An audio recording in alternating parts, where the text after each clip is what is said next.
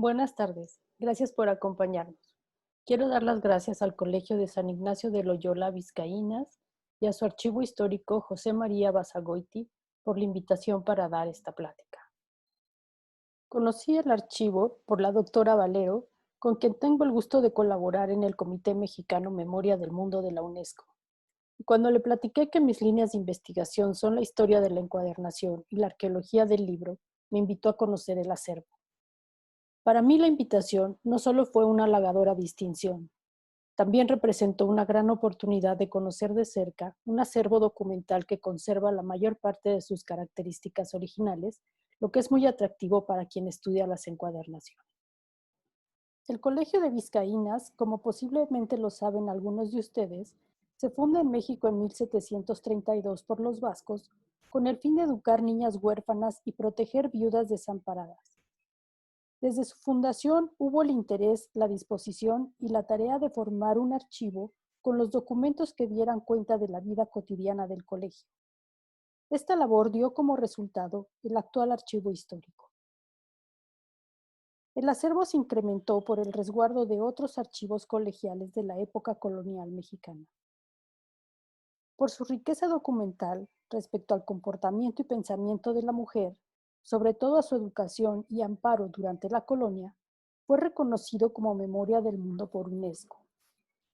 El trabajo del que hablaré hoy surge a partir de esa visita en la que tuve el privilegio de conocer la colección de cuadernos y legajos encuadernados que contienen los registros de la vida cotidiana del colegio. En México, tanto el hábito de registrar como las técnicas y uso de ciertos materiales para encuadernar libros en blanco los heredamos de los europeos y se adaptaron para producirlos en Nueva España. Los cuadernos, también llamados libros en blanco, o libretas, como les llamamos hoy en día, tienen su origen en la Europa medieval, cuando los encuadernadores incursionaron en la elaboración de libros contables y de registro. En términos generales, podemos decir que hay dos tipos principales de libros en blanco que estuvieron en uso hasta el siglo XIX, cuando se empezaron a mecanizar los procesos de encuadernación y elaboración de cuadernos o libros en blanco.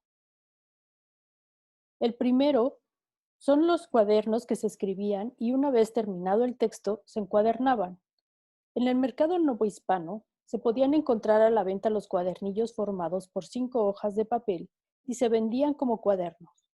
Era posible adquirir tantos cuadernos como fuera necesario y luego, reunidos en conjunto, llevarlos a encuadernar para formar un solo volumen. El segundo tipo son los cuadernos que se vendían ya encuadernados, con un determinado número de hojas, listos para ser escritos como existen en nuestros días. Independientemente de la manera en que se formó el cuaderno, dependiendo de su uso, se conocen como diarios, bitácoras, libros mayores, libros contables, cuadernos de apuntes, cuadernos de notas, etc. En el Colegio de Vizcaínas se utilizaron cuadernos como libros de actas, relaciones de calificaciones, cuadernos de apuntes y de ejercicios de clase, registros de cuentas, gastos y dotes, registros de rentas y pago de nómina de profesores y trabajadores, y como recetarios médicos de los que hablaremos hoy. En los cuadernos utilizados como recetarios médicos en el Colegio de Vizcaínas, se anotaba el nombre de la paciente, la receta, el precio de los ingredientes y el costo total de la preparación. Temporalmente, abarcan de 1767 a 1866. Es un siglo completo de uso de cuadernos. Son 116 recetarios que se conservan juntos en la estantería, que transitan a caballo del siglo XVIII al siglo XIX. Al verlos reunidos, pensé que aplicando la metodología utilizada en arqueología para el estudio de los recetarios como artefactos, se puede recrear un siglo de la historia de la manufactura del cuaderno en México y determinar cuántos proveedores de cuadernos tuvo el colegio durante esos 100 años. Con arqueología me refiero al estudio de las sociedades pasadas y presentes a partir de sus restos materiales, llamados también cultura material. Y con artefacto hablo de un objeto elaborado o producido por el hombre capaz de dar información acerca de su época de manufactura, su lugar de origen y sus productores, así como sobre los contextos sociales, culturales y económicos del sitio y la sociedad en que se produjeron y se utilizó. Con esto en mente, el libro, o en este caso el cuaderno, estudiado como artefacto, también puede dar información sobre el comercio y mercado del cuaderno, el uso que se le dio, del dueño que lo tuvo y de los hábitos de escritura y registro de datos. Mi trabajo consiste en hacer una lectura de los aspectos materiales de los objetos, en este caso de los recetarios médicos, e identificar los materiales utilizados en su confección y los sistemas constructivos de los componentes que lo mantienen unido y lo hacen manejable y funcional para utilizarse como cuaderno. El análisis de estos datos me permitirá determinar si existen patrones de trabajo en las encuadernaciones que se puedan llamar como típicos o característicos de los cuadernos mexicanos de mediados del siglo XVIII a mediados del siglo XIX y relacionar estas características de los recetarios con sus contextos de creación, comercio y mercado, y particularmente del uso que se les dio a estos cuadernos dentro del colegio para conocer más sobre la vida cotidiana de la comunidad de vizcaínas. Hasta hoy se han analizado y registrado las encuadernaciones de 20 recetarios médicos que abarcan el periodo de 1767 a 1787. Cada cuaderno corresponde a un año completo. Todas las encuadernaciones son flexibles en piel, posiblemente de borrego, con solapas dobladas sobre la tapa anterior. Ninguna conserva los cierres, solo rastros de ellos en piel a la lumbre o alguna marca que evidencia que alguna vez hubo un cierre. Los rótulos son manuscritos en tinta negra escritos sobre la tapa anterior. El bloque de texto está formado por 5 o 7 cuadernillos compuestos por 10 u 11 fojas. Aunque en apariencia todos los cuadernos son iguales, al hacer un análisis minucioso, es sorprendente la cantidad de variaciones que utilizaron los encuadernadores para formar estos cuadernos. Este hecho se explica porque el encuadernador conocía la técnica, pero eran trabajos manuales sujetos a la condición humana de ánimo, atención, cansancio, improvisación, etc., aunadas a las condiciones comerciales de tiempo de ejecución y costo. Y si el trabajo se hacía en un taller en el que elaboraban varios encuadernadores, el maestro enseñaba al aprendiz y el aprendiz hacía lo que había entendido, posiblemente modificando la técnica, haciendo el trabajo de otra forma para obtener el mismo resultado. A pesar de esto, existen características en común que son las que llamamos patrón, porque cada país, en cada región, en cada época determinada, desarrolló sus propias técnicas de acuerdo con sus conocimientos del oficio y los materiales disponibles.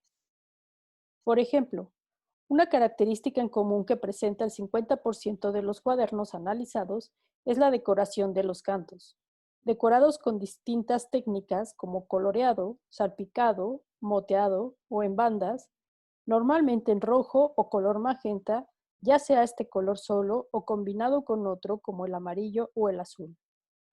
Algunas particularidades que llaman la atención es que solamente el recetario de 1772 tiene marca de fuego en la tapa anterior.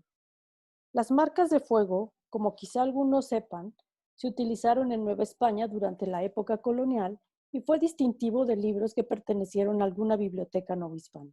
No se sabe con certeza la razón de utilizar las marcas de fuego como marcas de propiedad para marcar libros, pero se tiene la teoría que se adoptó de la costumbre española de marcar de esta manera el ganado y los esclavos por ser una marca permanente y prácticamente imposible de borrar.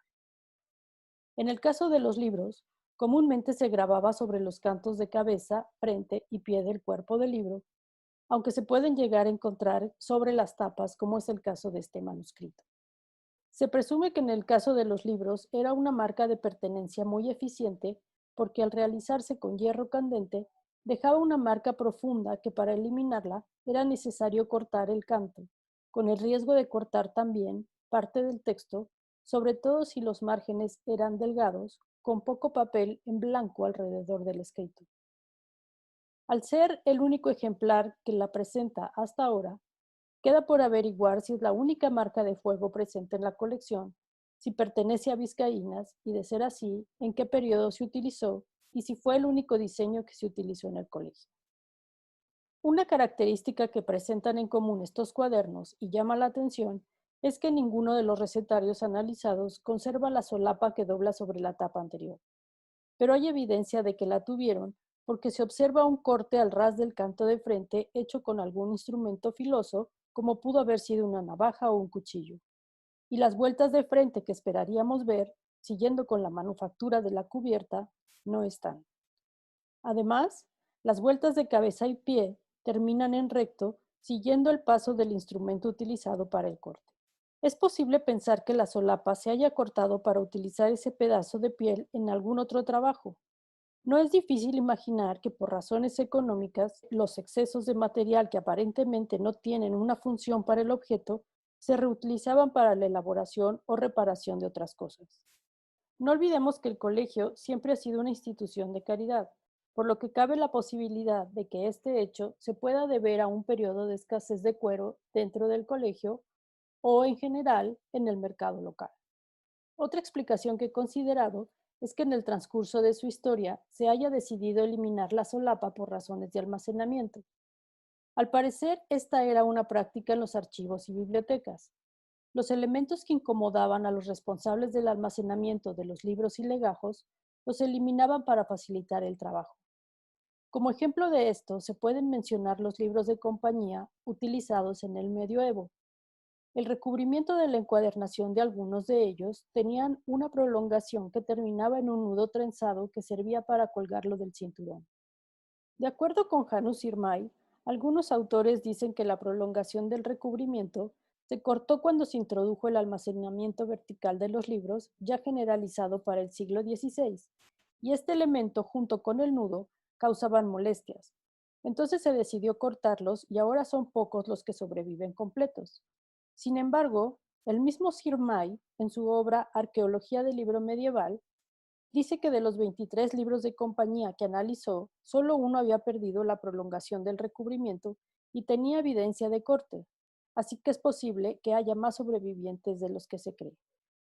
Pero esta información permite considerar que el almacenamiento de los recetarios se facilitaba al eliminar la solapa y el botón que debieron tener, porque posiblemente se atoraban con los compañeros laterales en el estante. El botón del cierre pudo haber causado un abultamiento con el que se desperdiciaba espacio por no poder mantener los cuadernos rectos. Entonces, quitando la solapa, ya no hay necesidad del botón y se eliminan las causas del problema. Por ahora no tengo información para sostener alguna de estas posibilidades y no descarto que en el transcurso de la investigación considere otras. Otra propiedad que vale la pena mencionar es que algunos de los recetarios presentan hojas en blanco al final, sin utilizar. Esta característica, entre otras, indica que los cuadernos se adquirieron como cuadernos cosidos y encuadernados, es decir, ya como producto terminado, y prácticamente descarta la posibilidad de que se hubieran comprado los cuadernillos sueltos y formar un legajo que después se mandara encuadernar. En algunos recetarios se ve que las hojas en blanco que no se utilizaron al final del cuaderno se cortaron, posiblemente para notas o algo similar. Esta práctica era muy común, sobre todo cuando se tenía necesidad de este material y el cuaderno con hojas en blanco estaba a la mano, o se sabía que en estos cuadernos habían sobrado algunas hojas. Los recetarios entonces pudieron ser una especie de proveedor de papel, sobre todo si el colegio pasaba por un periodo de crisis económica o había escasez de papel en el mercado local. Por último, quiero mencionar que muchos de estos cuadernos se repararon en algún momento. Varios presentan reparaciones antiguas que también se analizarán para determinar si existen patrones de trabajo que se puedan asociar al perfil de la persona que los realizó, es decir, si se trataba de alguien con o sin conocimiento de encuadernación. De este grupo de cuadernos, el recetario de 13 de julio de 1776 al 19 de julio de 1777 tiene hojas añadidas al final del cuaderno que también se utilizaron para anotar recetas.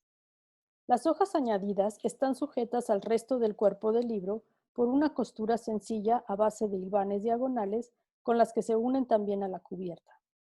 La evidencia indica que quien las agregó no sabía muy bien cómo hacerlo, pero fue una solución práctica y medianamente funcional porque aún se conservan, aunque el libro no abre bien. El incremento de hojas denota una necesidad de más espacio para registro. Las razones pueden ser muchas. Entre ellas, he considerado que ese año hubo un incremento en la población de vizcaínas o que hubo alguna enfermedad que afectó a varias personas. Esto todavía lo tengo que averiguar en los documentos del archivo. Lo que sí es posible es que las hojas que se cortaron de algunos cuadernos se pudieron utilizar para aumentar las que faltaban en casos como este. Esta es una investigación en curso, y aunque se han analizado aproximadamente 20% de los ejemplares y es muy temprano para obtener conclusiones firmes, se puede decir que algunas características identificadas empiezan a mostrar patrones de trabajo en la construcción de cuadernos mexicanos de mediados a finales del siglo XVIII y se puede asegurar que los elementos y sus características analizados y registrados podrán dar información suficiente para comprobar la hipótesis y alcanzar los objetivos planteados. En cuanto a las particularidades identificadas solo en ciertos ejemplares, se espera que propongan preguntas que fortalezcan la historia del cuaderno mexicano y su producción como una línea de investigación dentro de la historia de la encuadernación mexicana. Muchas gracias por su atención.